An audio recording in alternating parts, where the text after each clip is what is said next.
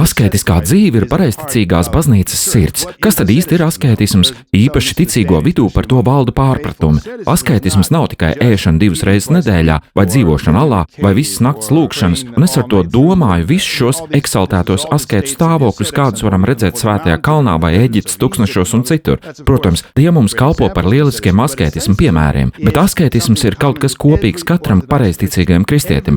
Katrs pareizticīgais kristietis ir aicināts būt askēts, jo askētisms būtībā ir mūsu mīlestības izpausme pret Kristu. Askētisms ir viss, ko mēs darām Kristus vārdā un Kristus labā, neatkarīgi no tā, vai tas ir gavēnis vai lūgšana, kas ir garīgās dzīves pamatpīlāri. Tā var būt palīdzība mūsu mātei, mūsu tēvam, bērniem, palīdzība kaimiņam, aizliedzot mūsu pašu vēlmes, aizliedzot mūsu kaislības, aizliedzot mūsu pašu gribu Kristus un mūsu brāļu dēļ Kristus vārdā. Tas viss ir askētisms, tas viss ir upuris, viss šīs cīņa Kristus dēļ, pacelt savu krustu jebkurā iespējamā askētiskā veidā.